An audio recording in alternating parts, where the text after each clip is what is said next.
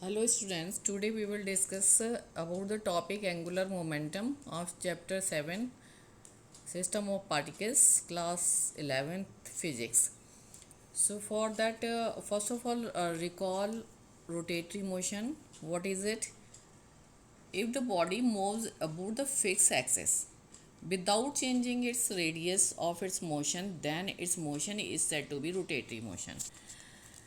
For example, the rotating blades describe circular path, and at no point of their motion the radius of the circular path changes. These blades rotate about the fixed axis.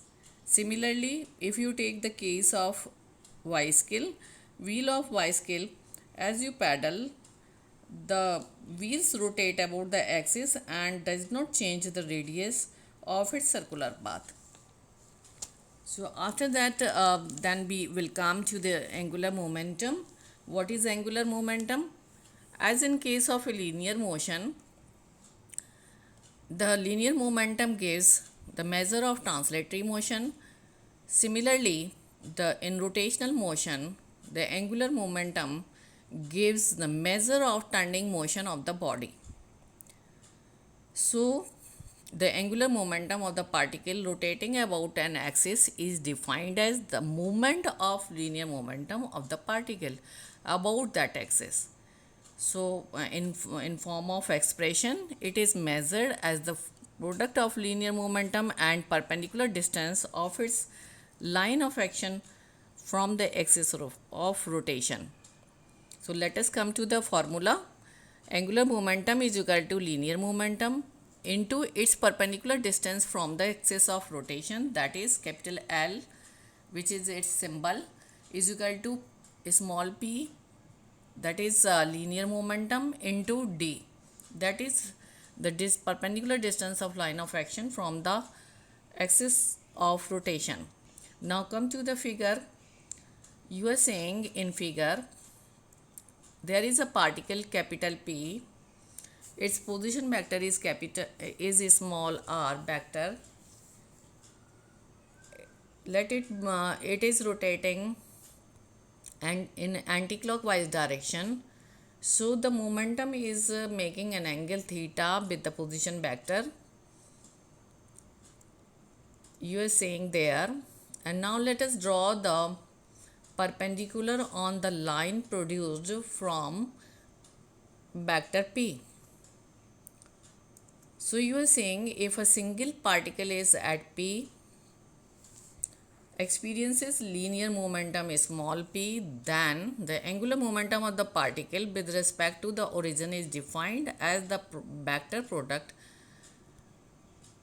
of position vector r and linear momentum p. How can we obtain it? The angular momentum L is equal to r p sine theta. How does it? It is from the formula as given above.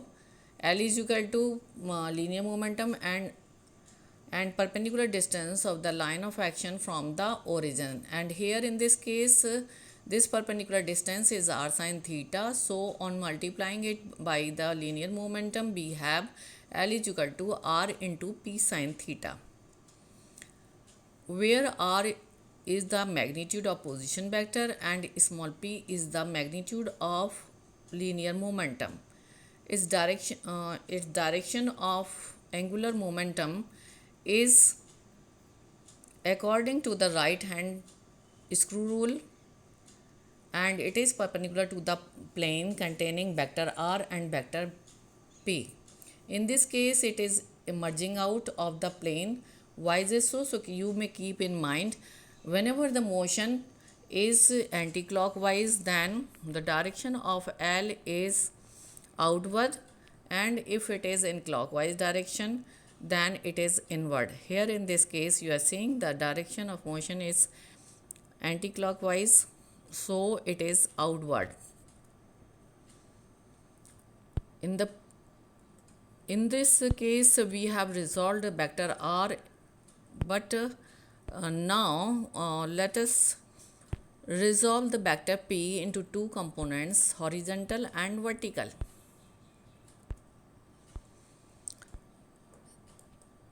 So you are saying that the perpendicular component of vector p is p sine theta.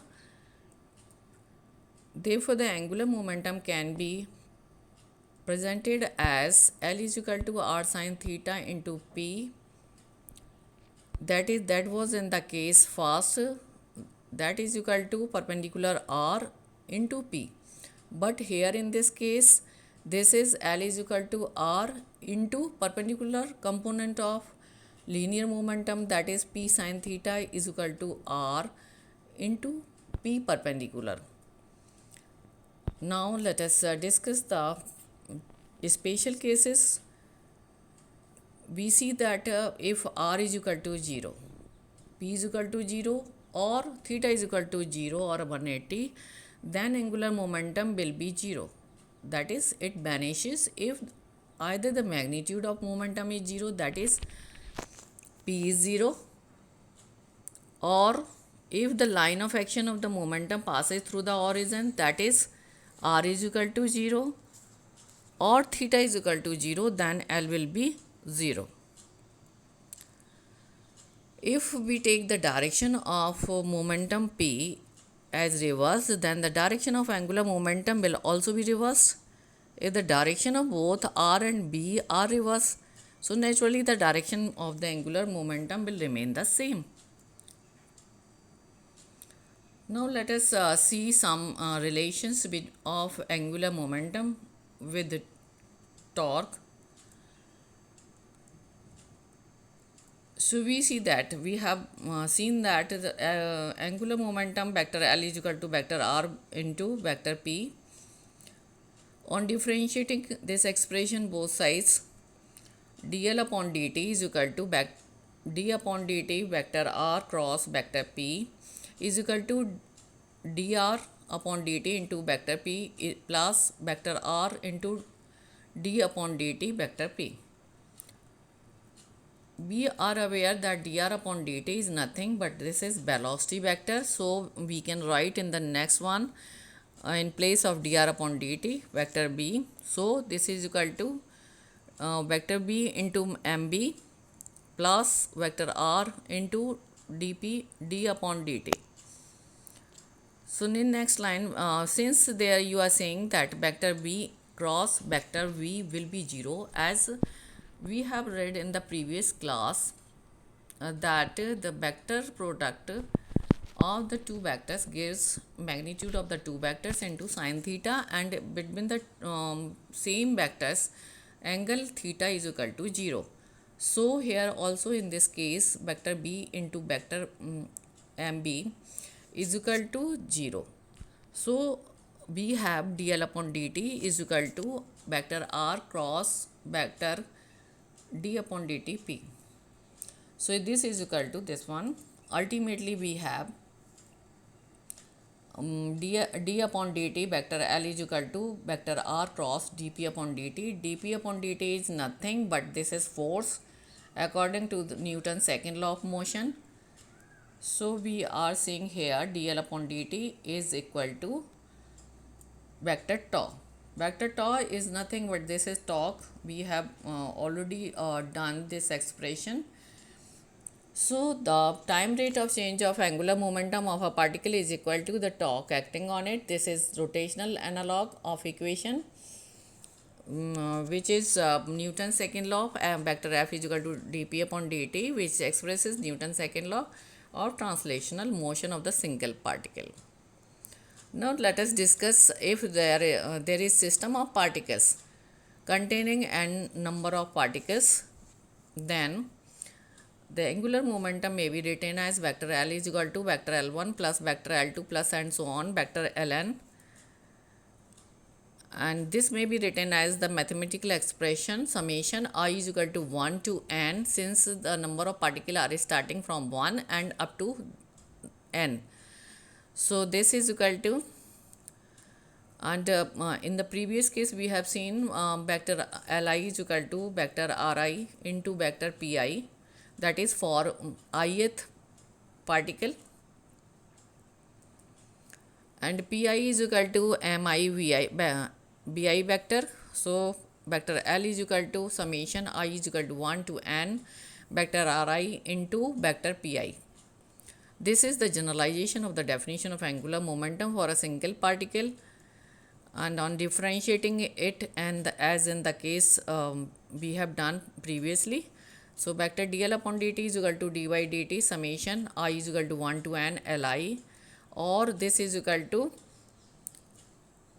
tau I. On left side you are seeing there is a dl upon dt, that is tau is equal to, on right side it is tau summation I is equal to 1 to n tau I. So total torque is equal to sum of all the torques. So now in the above case, the torque tau may be written as summation I is equal to 1 to n tau I, and it may be written as the sum of the external torque and internal torque. But the force between any two particles are not only equal and opposite, but also directed along the line joining the two particles. Therefore, the tau internal will be 0. So in this case, tau will be simply equal to tau external. So we will write tau is equal to tau external.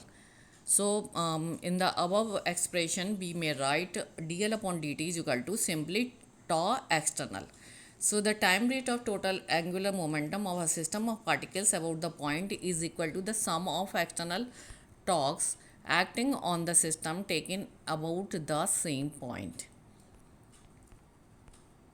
On the basis of this expression, we may find that the angular momentum remains conserved. So if the external torque acting on the system of the particles is 0, then d upon dt is equal to 0. That is, it shows that there is no change in the angular momentum, or we may say that the angular momentum is constant. So if the total external torque on a system of particles is 0, then the total angular momentum of the system is conserved. This is conservation of angular momentum. Now there are some applications of conservation of angular momentum. First is object can change their shape and still conserve angular momentum. If the object changes its shape, it matters not, the angular momentum remains constant. For example, angular momentum depends on the rotational velocity of an object, but also its inertia. When an object changes its shape, naturally its rotational inertia I is equal to mr square changes. Its angular velocity will also change if there is no external torque. Its example: when an eye scatter spins and changes her rotational velocity by holding her arms outward or pulling them inward. You are seeing in the figure, in the first figure, the ice scatter opens her arms outside. Then you are seeing that I is equal to mr square increases. Since I increases, so omega will decrease. In the second case, you are saying that the girl is pulling her arms in, so the rotational inertia is reduced. Since there is no external torque on the ice scatter, so angular momentum remains constant because her angular velocity magnitude increases. The second example of conservation of angular momentum is the case when the planets move around the sun in elliptical orbits. A system of planets orbiting a star has no net external torque, so its angular momentum is constant. As the planet you are seeing in the figure is traveling along an elliptical orbit, its speed reduces when it is further away from the star and increases speed as it approaches the star. This keeps the angular momentum about the star constant by adjusting the variable v and r for the angular momentum equation L is equal to mvr. Now you are given one conceptual question to do yourself, and some questions in home assignment, so you do it at home. I think every concept is clear to you, so thank you.